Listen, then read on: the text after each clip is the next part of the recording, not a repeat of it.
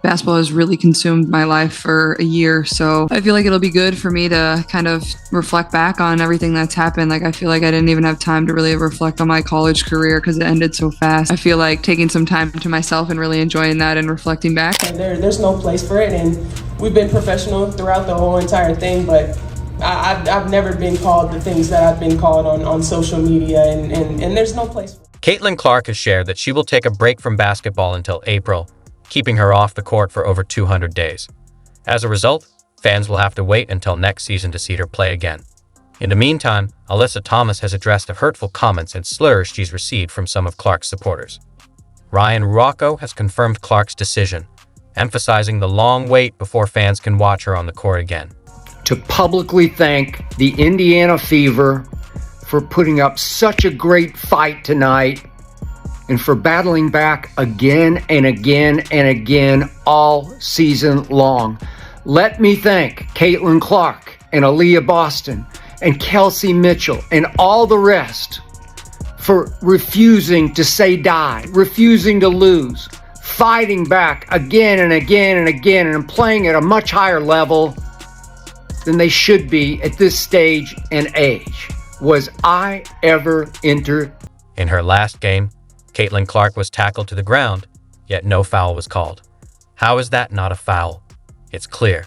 It's because it happened to Caitlin Clark. Things that this group accomplished that, a lot of people probably didn't think was possible, one, to start the season, and two, after the start we had to the season. So, yeah, it'll definitely be probably a little weird for me over the course of the first couple weeks, and then I'm sure I'll get bored and pick up a basketball again. So, After the game, Alyssa Thomas voiced her frustration, even though her team had a successful outing. She was upset with how fans, especially those from the Fever, treated her during the match. Interestingly, when she was tackled by Angel Reese in the past, Thomas didn't say anything. However, the reaction seems to change when it involves Caitlin Clark. We don't want fans that are going to degrade us and call us names. I mean, we already see what's happening in the world and what we have to deal with in that aspect. And, we come to play basketball for our job and it's fun, but we don't want to go to work every day and have social media blown up over things like that. It's uncalled for, and something needs to be done, whether it's them checking their fans or this league checking. There's no time. Caitlin Clark's choice to take a break of over 200 days after her standout Wnba season could be a pivotal moment for her career and for women's basketball as a whole. By opting for rest instead of playing overseas or in 3v3 leagues, she demonstrates a new approach for top athletes in managing their careers.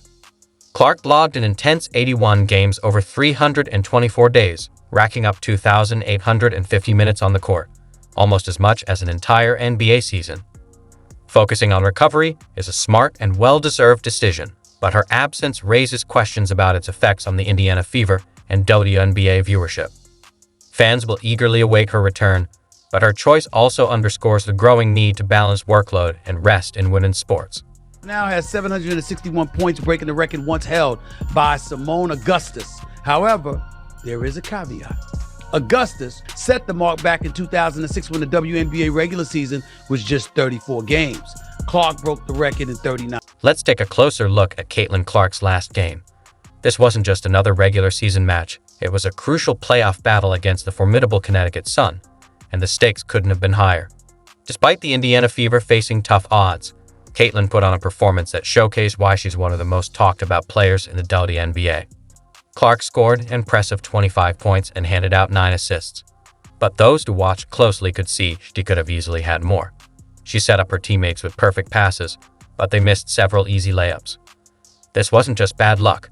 Clark's playmaking skills were evident as she created opportunities and found her teammates in ideal positions. Unfortunately, the shots didn't fall, despite her best efforts to lift the team. Grade myself, I'm a tough grader. I feel like I had a solid year, but for me, the fun part is I feel like I'm just scratching the surface, and I'm one that's nitpicking every single thing I do. And I know I want to, help this franchise get even better, help my teammates get even better, be better for my teammates. And I know there's a lot of room for me to continue to improve. So that's what excites me the most. I feel like I can continue to get a lot better. And before we know it, I'm sure we'll all be back here. The pressure in that game extended beyond the players to the entire Indiana Fever team. After a season marked by ups and downs, they were up against the playoff-savvy Connecticut Sun, a well-rounded team with much more postseason experience. But Caitlin Clark doesn't shy away from a challenge. From the opening tip, she was aggressive, driving to the basket, confidently taking her shots, and doing everything she could to keep the Fever in the game. Her fearless approach gave her team the best chance to compete against a tough opponent, showcasing once again why she's a rising star in the league. We got a lot of players, a lot of these wonderful ladies who bust their tail to make the WNBA what it was. Here's the reality. It wasn't what it is. The quality of basketball may have been up to snuff, and you had somebody as popular as Cheryl Swoops who had her own signature shoe, had to deal with Nike and all of this other stuff. But the bottom line is, very few people gave a damn. While Caitlin's last game may have ended in disappointment, her overall season was nothing short of extraordinary. This year, she established It was a lot of fun watching Caitlin Clark's rookie season, which is now over. The Indiana Fever knocked out of the postseason by the Connecticut Sun in a 2-game sweep. And so we got to see the carryover from Iowa transition to the pro game, her ability to help develop a team's cohesion and chemistry. And we saw that work so well as the season went on. Clearly brought like a magnet phenomenal attention to the league, bringing new fans, a committed fan base, not just in her home arena, but bringing fans to away arenas and packing the houses and increasing different venues from smaller to larger because of their presence. It's been... After such an intense and demanding season, it's understandable that Caitlin Clark has chosen to take some time off. Many WNBA players usually head overseas during the offseason to stay in shape and earn extra income. But Caitlin opted out of that this year. For her, the decision was simple. She needed a break. The WNBA season can be incredibly taxing, especially for players like Caitlin who carry significant responsibilities. While the opportunity to play overseas might be tempting, it also means sticking to a similar grueling schedule with little time to recover. Acknowledging the physical and mental strain the season took on her, Caitlin recognized that prioritizing rest was the best choice for her future performance and well-being. Taking this time off could ultimately be beneficial, allowing her to recharge and return even stronger for the next season. I think it's really just the fans, her fans, the Iowa fans, now the Indiana fans that are like, they ride for her. And I respect that respectfully, but sometimes it's very disrespectful. I think there's a lot of racism when it comes to it, and I don't believe she stands on any of it. Caitlin Clark has decided to forego both overseas play and 3v3 basketball this offseason. While 3v3 is a fast-paced format that could help her stay in shape, she recognized that she needed more than just a break from full-court basketball. She required complete rest for full recovery. This decision reflects a remarkable maturity for her age. Many players feel pressured to keep competing, but Caitlin understands the importance of taking care of her body for future success. By prioritizing rest, she is allowing herself to heal both physically and mentally, ensuring she's ready to come back stronger for the next WNBA season. This approach serves as a positive example for other players, highlighting the significance of self-care in sports. So will Caitlin Clark be a good pro? Absolutely. Will Caitlin Clark come into the WNBA and do what she's doing right now? Immediately? Absolutely not. Not gonna happen. Throughout the season, Caitlin Clark dealt with ongoing frustrations regarding the referees, often facing a lack of calls.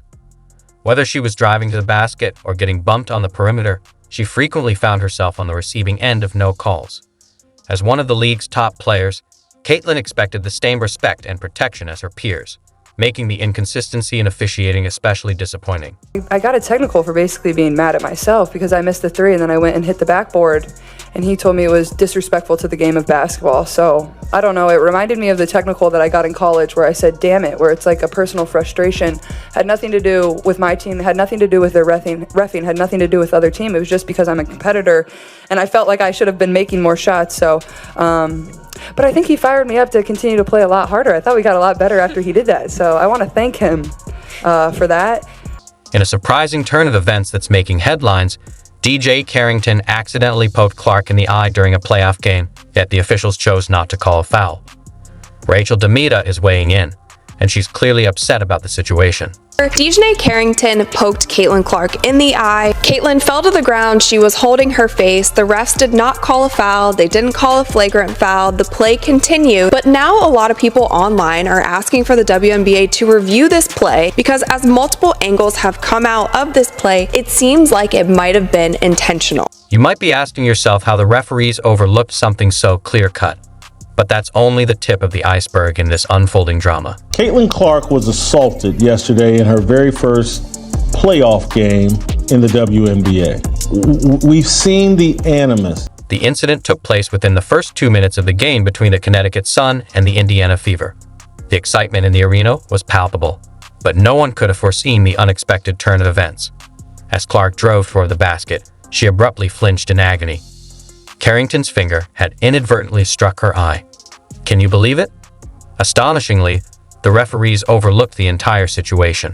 Internet doing what the internet does, they found a second angle to this play, and this is where a lot of fans were saying that this was intentional. It's in slow motion, as you can see here. Dejanay is going up for the ball, she misses, and then her hand bends down like this and goes straight into Clark was visibly in distress following that incident. You'd see her frustration as she pushed herself to continue playing despite the pain.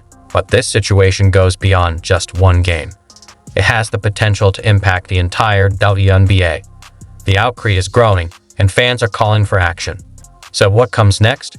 You're about to discover. Many people are calling for the WNBA to review this. Many people are calling for Dejanay Carrington to be suspended for the next game. A lot of people are also saying that the WNBA needs to overhaul the referees, that they have just been absolutely awful this season. I think Dejanay Carrington poked her in the eye on purpose. She was reckless when she was going for the steal. She didn't care where her hand lay. You might believe this poke was rough, but it's only the beginning.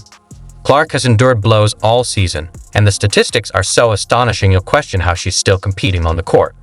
Let's take a closer look at some mind-blowing numbers. One of the things that I brought up this morning in talking about Caitlin Clark is that some of the players, you want to use the word jealousy, fine. You want to use the word envy, fine. You want to use the word resentment. We want to play with words. That's cool. It's something. And I think that some of the ladies, not all, but some of the ladies in the WNBA are missing the point. And the point is, this girl right here